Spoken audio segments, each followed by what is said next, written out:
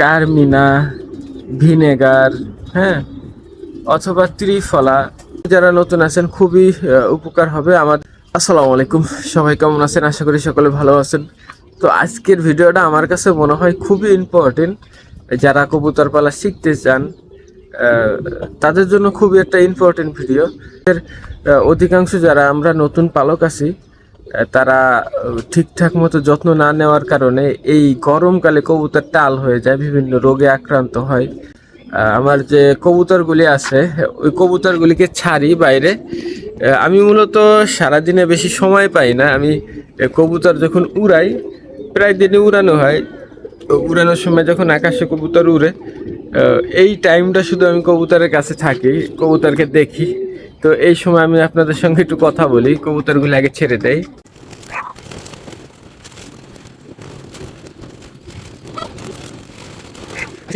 আমাদের গরমের সময় সর্বপ্রথম যে জিনিসটা করতে হবে সেটা হলো কবুতরকে সপ্তাহে কমপক্ষে 2 দিন গোসল দিতে হবে।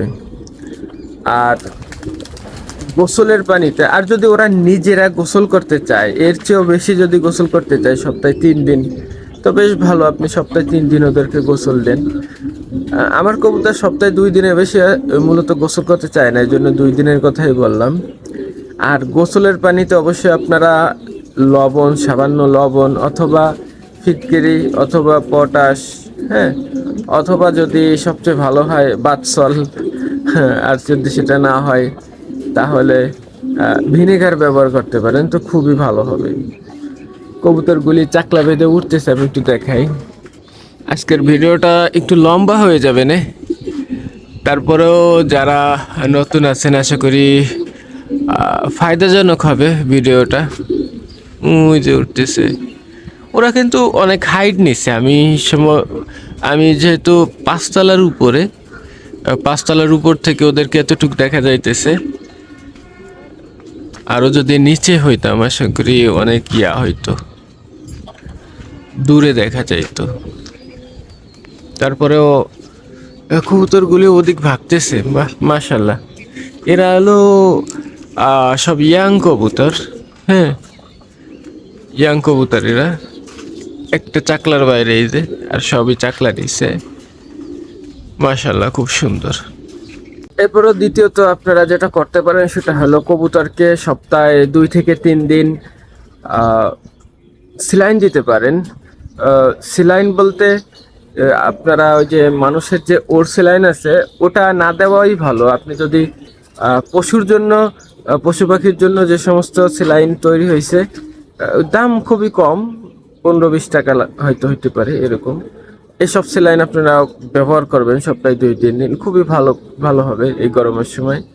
কারমিনা, ভিনেগার, হ্যাঁ, অথবা ত্রিফলা, অথবা 3টে একসঙ্গে মিক্স করেও দিতে পারেন। এই সবগুলো কারমিনা, ভিনেগার এবং ত্রিফলা এগুলো সাধারণত হজমের জন্য খুবই ভালো কাজ করে। তো অতিরিক্ত গরমের কারণে অনেক সময় কবুতরের হজমে সমস্যা হয়। আশা করি এই 3টার যে কোনো একটা অথবা 3টে একসঙ্গে মিক্স করে যদি ব্যবহার করেন সপ্তাহে 1 দিন, তো আশা করি কবুতরগুলি সুস্থ থাকবে।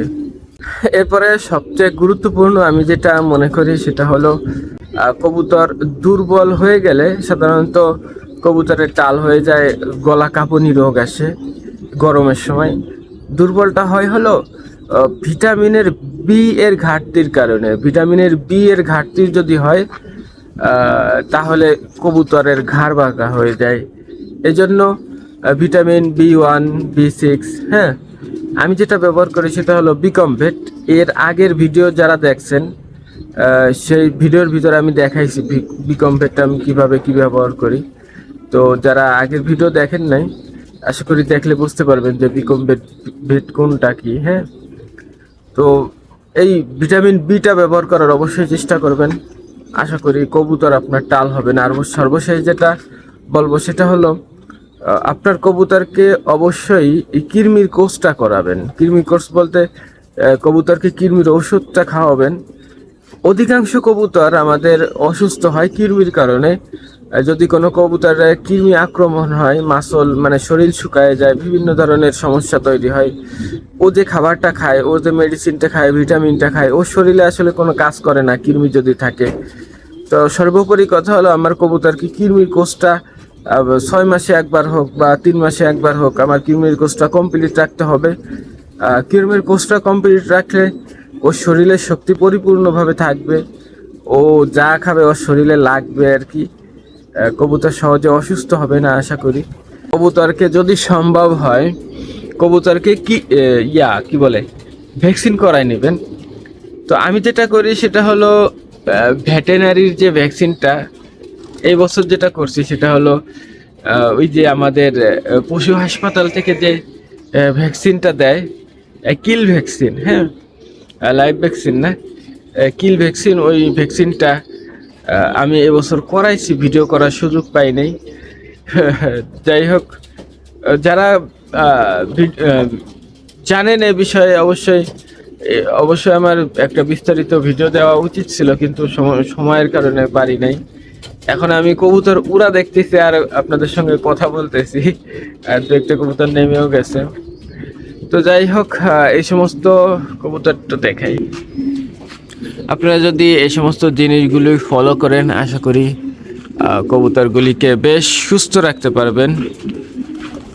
এই যে